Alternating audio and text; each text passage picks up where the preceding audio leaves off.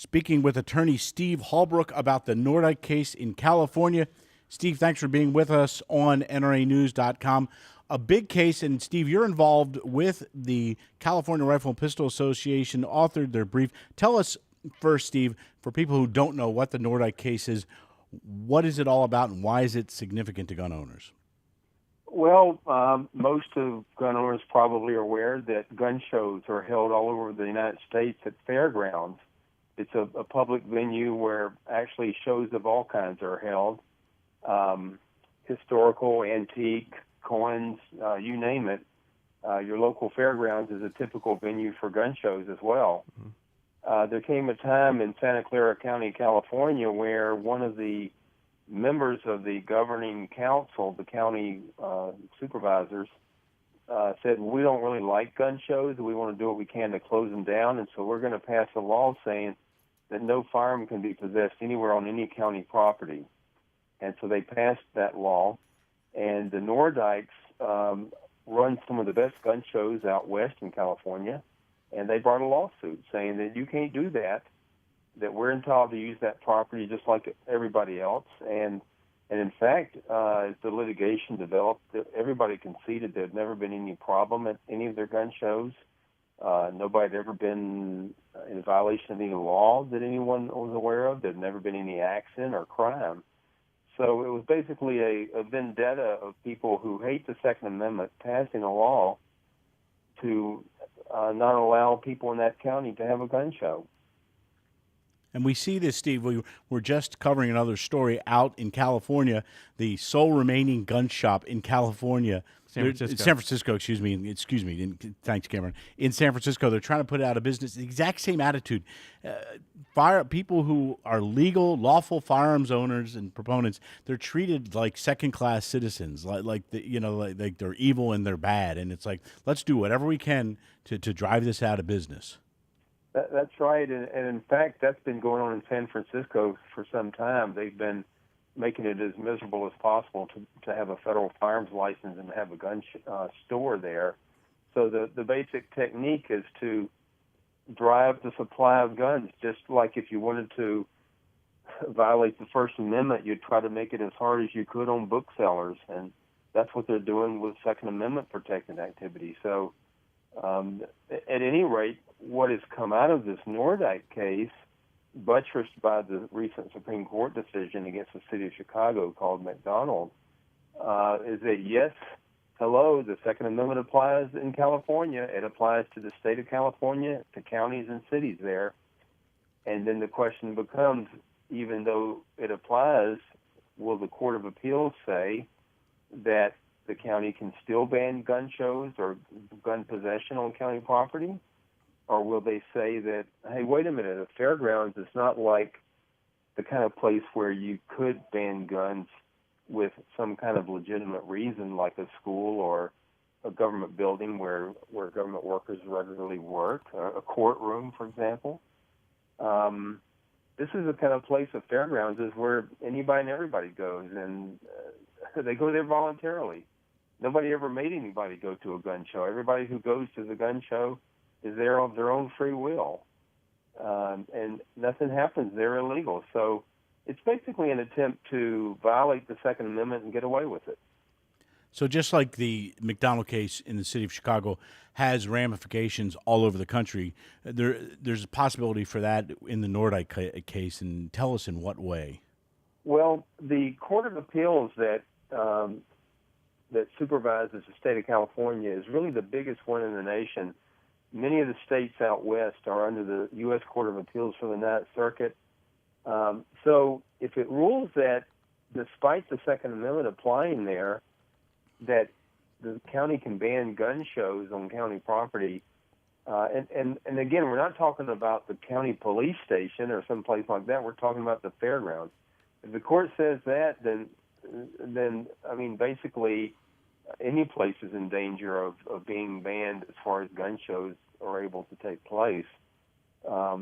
It's not a kind of sensitive place or sensitive type of property where traditionally there's restrictions on who can enter the property or what can be done on that property. If a place is a government building, a military post, or a fire station, not anybody and everybody can just go in there and do whatever they want to do.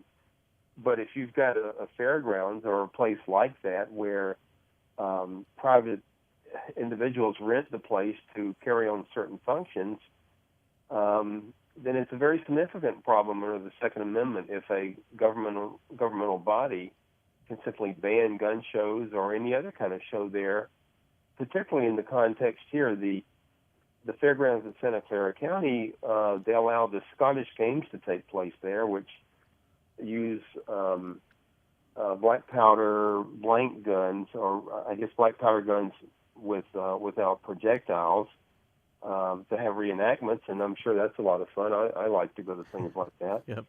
And it's a fairground, so they have fairs there. At any rate, the whole issue boils down to, now that it's decided by the Supreme Court that the Second Amendment applies to states and localities, something, by the way, that you and I have known all along. The question is going to be, how serious is that right going to be protected or respected? Steve, yesterday in the city of Chicago, a bunch of lawmakers got together to talk about closing the gun show loophole. Now, talking about Nordyke, and Nordyke is nothing but a gun show case. Can you explain, once again, the fallacy of the gun show loophole? Well, there's no loophole. That term irks me because the law is the law. So if the law says you can drive 55 miles an hour, if you're going 55 miles an hour, it's not a loophole. If it says that a shotgun barrel has to be at least 18 inches and you've got one that's 18 and a half, it's not a loophole.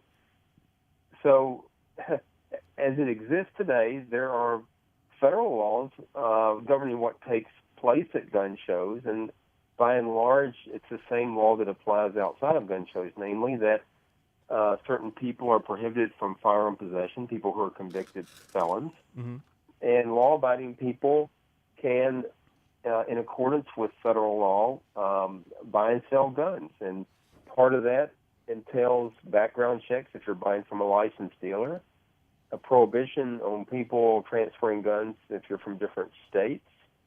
There's all kinds of laws and regulations. And then at the state level as well, some states have laws especially governing gun shows, like California has a lot of requirements.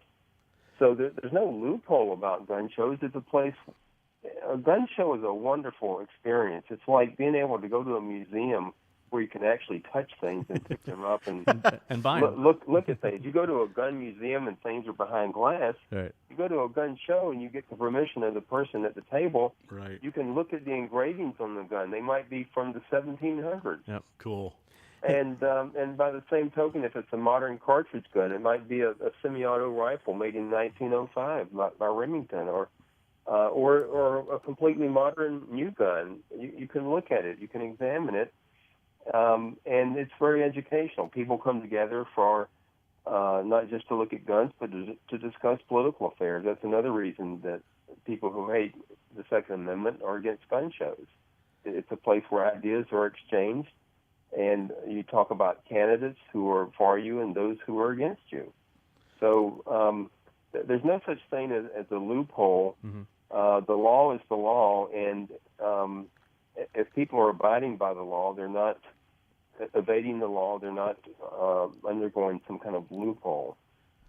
Now, Steve, we were both on the steps of the Supreme Court after the McDonald case was decided upon, and we heard Paul Helmke and the Brady campaign folks talking about how there was going to be this orgy of lawsuits and the NRA was going to be out of control. And you as one of these NRA lawyers, do you feel out of control? I haven't seen an orgy of lawsuits as of yet. What is his crystal ball broken? I'm not sure. Maybe that'd be a lot of fun to have an orgy of various kinds, right? But most of us are pretty restrained, responsible people. We are litigating in selected places, both before that decision and afterwards. After the decision, as you know, the city of Chicago passed even worse regulations about guns, making it as hard as possible to be a gun owner. Shocker. Worse than before as to long guns. Mm-hmm. And the District of Columbia had done the same thing 2 years ago. We're litigating that in the District of Columbia. So we're going to stand up for gun owners. We're not going to be contesting laws against gun possession by violent criminals. We're the ones responsible for getting those laws passed. Yeah, and Steve, if you're doing what is necessary, they're passing these laws when these decisions come out, so you need to fight them. I think that if you look at its behavior in the past decades, the NRA has been a model of restraint and a model of standing up for Second Amendment rights at the same time in selecting cases to litigate, and I think you'll see the same thing in the future. Mr. Hemke, they see an orgy of crime, an orgy of lawsuits, an orgy of everything coming, but the sky hasn't fallen yet, and it never will. Steve Halbrook, thanks for keeping it real with us. We appreciate that's why we love talking to you, sir. And keep us updated on the Nordyke case. We appreciate it. And thanks for coming on today on the NRAnews.com. We'll talk to you soon. Always my pleasure, John. Thank you for having me. Thank you.